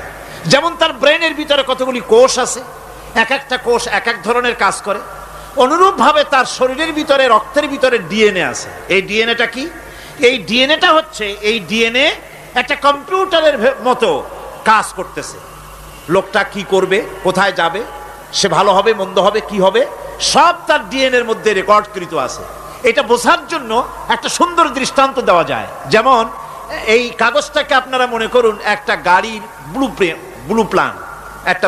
একটা গাড়ির ব্লুপ্রিন্ট। এখানে লেখা আছে গাড়ি কিভাবে তৈরি হবে। এই কাগজটা নিয়ে ঘরের মধ্যে রেখে দিলেন। এখন এই কাগজটা থেকেই অটোমেটিক গাড়ির উইন্ডো তৈরি হলো, শিল তৈরি হলো, গাড়ির বডি তৈরি হলো, চেসিস তৈরি হলো, টায়ার তৈরি হলো, ইঞ্জিন তৈরি হলো, ব্যাটারি তৈরি হলো, পেট্রোল নিল, আর কোনো রকমের ড্রাইভার ছাড়াই গাড়ি চলতে আরম্ভ করলো। এই কথাটা যদি মনের মাথার মধ্যে আনতে পারেন যে এটা কিভাবে হইতে পারে, এতে লেখা অনুযায়ী যেভাবে হওয়া যদি সম্ভব হয়, অনুরূপ ভাবে মানুষের রক্তের ভিতরে ডিএনএ এর আবিষ্কার করেছে, এর ভিতরে মানুষের ভালো মন্দ কোথায় যাবে কি করবে সবকিছু এর মধ্যে রয়েছে। কোরআনে কারিমে আল্লাহ রাব্বুল আলামিন, আমি গত বছরও বলছিলাম যে বিজ্ঞানের আবিষ্কার যত বাড়বে কোরআন বোঝা মানুষের জন্য তত সহজ হবে। কোন সুবহানাল্লাহ। কোরআন বোঝা মানুষের জন্য তত সহজ হবে। সুতরাং মানুষের গলার সাথে আল্লাহ পাক বলছেন যে একটা আমলনামা আমি ঝুলাই দিয়েছি তার গলার সাথে, সে যা করতেছে ওখানে সব লিপিবদ্ধ হচ্ছে, কম্পিউটারাইজড, কম্পিউটারের মতো এগুলি সব গ্রহণ করতেছে। এগুলি কিয়ামতের দিন তার সামনে হাজির করা হবে। কিয়ামতে যখন আমলনামা তার সামনে দিয়ে বলা হবে, ইকরা কিতাবাকা কাফা বিনাফসিকাল ইয়াওমা আলাইকা হাসিবা, তাকে বলা হবে নিজের কর্মলিপি নিজেই পড়ো, আজ তুমি তোমার নিজের হিসাব নিতে যথেষ্ট। বন্ধুগণ, এই মাহফিলে যত লোক আমরা বসে আছি, আমরা আমাদের হিসাব নিতে যথেষ্ট না আরেকজন লাগবে? কোন আমরা যথেষ্ট কিনা? কথা বোঝেন নাই। আমি বলতে চাইছি এটা, আমরা যদি এখন চোখ বুঝে চিন্তা করি যে পিছনের জীবনে কি করেছি, মনে পড়বে নাকি পড়বে না? বলেন সবাই, পড়বে কি পড়বে না? ছোটবেলায় কবে পায়ের নিচে কাটা ফুটেছিল, কবে কোথায় আছাড় খেয়েছিলেন, কবে কার বেল তাল আম কাঁচা আম চুরি করে খেতে গিয়ে কিল খেয়েছিলেন, তাড়া খেয়েছিলেন, তাকে এখন মনে নাই? আছে। তাহলে কিল, ওই তাল বেল চুরি করতে গিয়ে যে কিলটা খাইছিলেন সেটাও মনে আছে, ভালো মন্দ সব মনে আছে। তাহলে কোন হোটেলের রুমে কি করছিলেন, কোন স্কুলে কোন কলেজে কি করছিলেন, তারপরে জীবনে ছোট বড় ঘটনাগুলি চোখ বুঝতে মনে পড়বে না? এবার হিসাব করেন, মনে যদি পড়ে এবার হিসাব করেন আপনি জান্নাতি না জাহান্নামে। আপনি আপনার নিজের হিসাব নেওয়ার জন্য যথেষ্ট। তাকে হিসাব করতে বলা হবে, তোমার হিসাব, তোমার নিজের হিসাব নেওয়ার জন্য তুমি যথেষ্ট, তোমার হিসাব তুমি নিজেই করো, এটা পড়ো। আর সেই কিয়ামতের দিন কোনো সাহায্যকারী মিলবে না। লান তানফাকুম আরহামুকুম ওয়ালা আওলাদুকুম ইয়াউমাল কিয়ামা। লান তানফাকুম, কিয়ামতের দিন কোনো ফায়দা হবে না, অবশ্যই কোনো ফায়দা হবে না, কোনো উপকারে আসবে না। কিয়ামতের দিন তোমার সন্তান, তোমার স্ত্রী, তোমার মাল, তোমার সম্পদ কোনো উপকারে আসবে না। কিয়ামতের ময়দানে সেদিন সব তোমার সাথে বিচ্ছ করবে, সব পালায় যাবে। সেখানে উৎকোষেরও কোনো কারবার নাই যে ঘুষ টুস দিয়া, ফেরেশতাদের কোনো রকম বুঝবাজ দিয়া, আলাদা কোনো চোরাগলি পথ দিয়া একেবারে ফুট করে ভেসতে চলে যাবেন, এমন কোনো সুযোগ নাই। অনেকে বলে, হুজুর এমন কিছু দোয়া শিখায় দেন যাতে ওই সব জেহাদ বোমা এগুলি খুব ভয় পাই, ও সব রাস্তা টাস্তা না, খুব সহজে কিছু দোয়া দুরুদ করিয়া আস্তে করে জান্নাতে চলে যাওয়া যায়, এরকম একটা দোয়া, এরকম একটা পথ বলে দেন। আমি বলি, ভাই এরকমের কোন চোরাগলি আমার রাসূল আবিষ্কার করতে পারেন নাই, আল্লাহর পয়গম্বরের ওই ধরনের কোন পথ আবিষ্কার করতে পারেন নাই। সেখানে কিয়ামতের দিন কাউকে উৎকোষ গ্রহণ করার কেউ নাই, উৎকোষ দেওয়া যাবে না। আর উৎকোষ দিবি না বা কি, আপনার কাছে কিছু নাইও, থাকলেও নেওয়ার কেউ নাই। এই দুনিয়ায় ফাঁকিবাজি করে বহুত কিছু করা যায়, কিন্তু কিয়ামতের মাঠে এগুলি কিছুই চলবে না। আল ইয়াওমা লা ইয়ানফাউ মালুন ওয়ালা বানুন, কিয়ামতের দিন ধন সন্তান সন্ততি আর সম্পদ কোনো কাজে লাগবে না। সেদিন শুধু আমল যদি ভালো হয় কাজে লাগবে, আমল খারাপ হবে সব শেষ হয়ে যাবে। আল্লাহ রাব্বুল আলামিন নবীজিকে ডেকে বলেছেন, নবী আপনি বলেন, কুল মা কুনতু বিদআম মিনার রাসূল, আপনি বলুন আমি কোন নতুন রাসূল নই, আমার আগে অনেক নবী রাসূল পৃথিবীতে এসেছেন, তারা বিদায় হয়ে গেছেন। আমি জানি না কিয়ামতের দিন আল্লাহ রাব্বুল আলামিন আমার সাথে কি ব্যবহার করবেন, আর আমি এও জানি না যে কিয়ামতের দিন আল্লাহ পাক তোমাদের সাথে কি ব্যবহার করবেন। এই আয়াত নাজিল হওয়ার পর আল্লাহর হাবিব তার মেয়েকে ডাকলেন, জামাইকে ডাকলেন, নাতিদেরকে ডাকলেন, আহলে বাইতদেরকে ডাকলেন, আর বললেন, ও আমার মেয়ে, কলিজার টুকরা ফাতেমা গো শোনো, কেবলমাত্র আয়াত নাজিল হয়ে গেল, আল্লাহ পাক আমাকে শোনায়ছেন কিয়ামতের দিন আমি জানি না আমার সঙ্গে কি ব্যবহার করা হবে, আর এও জানি না যে তোমাদের সাথে কি ব্যবহার করা হবে। ও আমার কলিজার টুকরা মেয়ে ফাতেমা, কিয়ামতের দিন মুহাম্মদ সাল্লাল্লাহু আলাইহি সাল্লামের মেয়ে, এই হিসাবে তোমার নাজাতের ফয়সালা হবে না। ও আমার কলিজার টুকরা নাতি হাসান আর হোসেন, কিয়ামতের দিন মুহাম্মদ সাল্লাল্লাহু আলাইহি সাল্লামের নাতি হিসাবে ফয়সালা হবে না। ও আমার জামাই হযরতে আলী, কিয়ামতের দিন আমার জামাই হিসাবে নাজাতের ফয়সালা হবে না। আমল যদি ভালো হয় ফয়সালা ভালো হবে, জান্নাতে চলে যাবে। আমল যদি খারাপ হয় কার নাতি কার জামাই দেখা হবে না। সুবহানাল্লাহ। কঠিন কিয়ামতের মাঠ। এই পরকালের বিশ্বাস যদি কলিজার মধ্যে ঢোকে মানুষ ভালো হয়ে যাবে। কোন সুবহানাল্লাহ। আপনারা কোন মানুষের চরিত্র ভালো কি পুলিশে বানাইতে পারবে? আপনাদের দৃষ্টিতে পারবে? কথার জবাব যে দিলেন না। পুলিশে কি মানুষের চরিত্র ভালো বানাইতে পারবে? পুলিশের চরিত্র ভালো বানাবে কেডা? সেটাই তো কথা। মানুষের চরিত্র যাতে ভালো থাকে, মানুষের জন্য খারাপ কাম না করে, সেজন্য পুলিশ। পুলিশ যাতে খারাপ কাম না করে সেজন্য আরো একটা ডিপার্টমেন্ট আছে না? তারা যাতে খারাপ কাজ না করে সেজন্য আর একটা আছে। এন্টি করাপশনের আবার এন্টি করাপশন আছে, তার উপর আবার এন্টি করাপশন আছে। এন্টিটার অভাব নাই। সুতরাং পুলিশ দিয়া, বিডিআর দিয়া, আর্মি দিয়া মানুষের, দেশের, জাতির চরিত্র ভালো বানানো যায় না। রাসূলুল্লাহ এ দিয়া বানান না, এটা ইসলামের নিয়ম নয়। পুলিশ দিয়া, আর্মি দিয়া দেশের মানুষের চরিত্র ভালো বানানো যায় না। চরিত্র ভালো বানানো যায় কেবলমাত্র পরকালের ভয় দিয়া। কিসের ভয় দিয়া? প্রকৃতপক্ষে সৎকারী মুমিন, ভালো কাজ করা, প্রকৃত মুমিন, সত্যিকারের ভালো মানুষ, সত্যিকারের ইমানদার হওয়ার জন্য 10টি কাজ লাগবে। কয়টি কাজ? 10টি কাজ লাগবে। সেই 10টি কাজের একটি কাজ গত বছর আপনাদের খেদমতে আরজ করা হয়েছে, 2টি বলা হয়েছে। বাকি আজকে বললাম আর একটা, হয়ে গেল 3টা। বাকি আছে কয়টা? 7টা। বাকি আছে আরো 7টা। পরকাল ভিত্তিক জীবনযাপন যদি করতে পারি তাহলে আমরা হব দুনিয়ার শ্রেষ্ঠ মানুষ। কোন আলহামদুলিল্লাহ। আমার দেশ, আমার জাতি, আমার school, college, university, secretariat, cantonment, রান্নাঘর থেকে শুরু করে বঙ্গভবন, দেশের সর্বত্র মানুষের ভেতরে যদি পরকালের জবাবদেহিমূলক জীবনযাত্রার অনুভূতি সৃষ্টি করে দেওয়া যায়, কিয়ামত আছে আর জবাব দিতে হবে আল্লাহর দরবারে। এই পরকালকে এভাবে বিশ্বাস করতে পারলে, ওইভাবে জীবন গড়তে পারলে দেশ সুখী হবে, সমৃদ্ধশালী হবে, বিপদ দূরীভূত হবে, অন্ধকারের আমানিশা দূর হয়ে গিয়ে পৃথিবীতে আবার সুন্দর সূর্য উদিত হবে।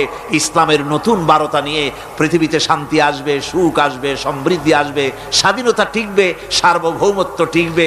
দেশ এক সুখী, সমৃদ্ধশালী, সুন্দর দেশে পরিণত হবে।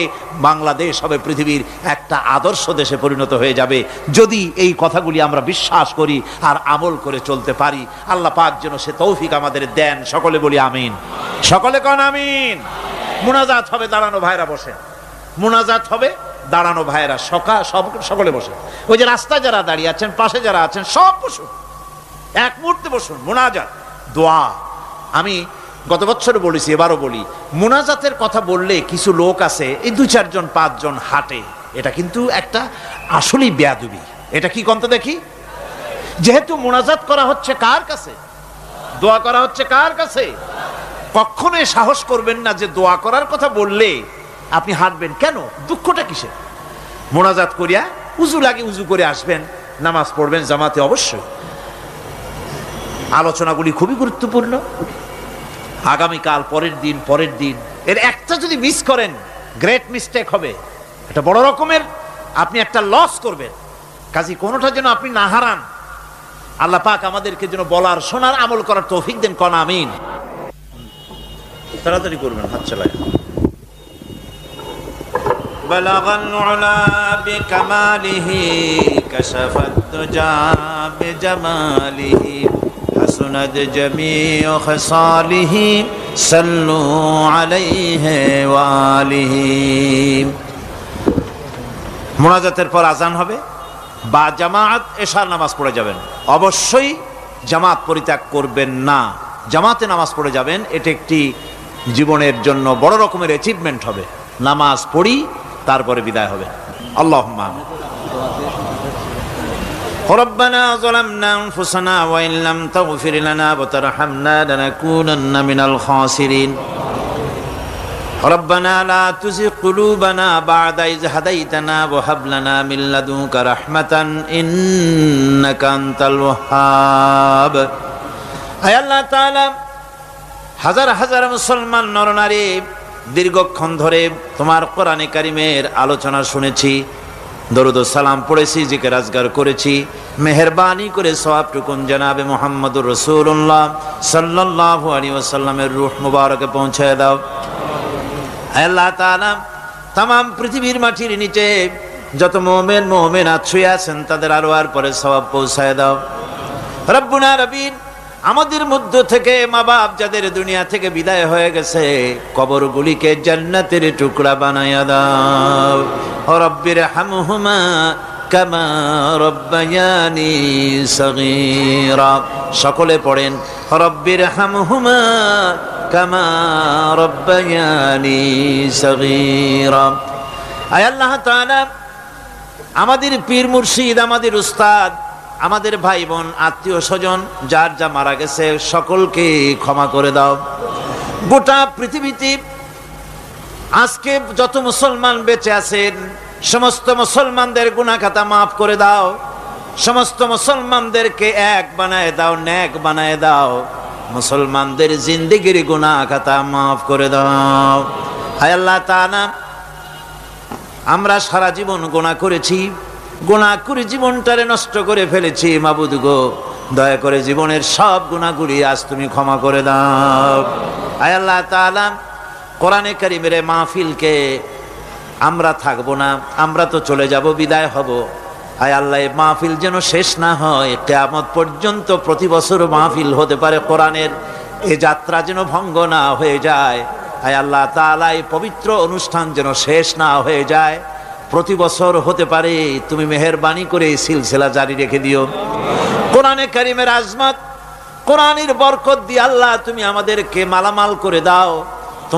তোমার শেষ হেদায়েতের, সর্বশেষ হেদায়েতের কিতাবকে আমরা যেন আমাদের জীবনের হেদায়েতের উৎস হিসেবে গ্রহণ করতে পারি, আমল করতে পারি। তৌফিক আমাদের দিয়া দাও।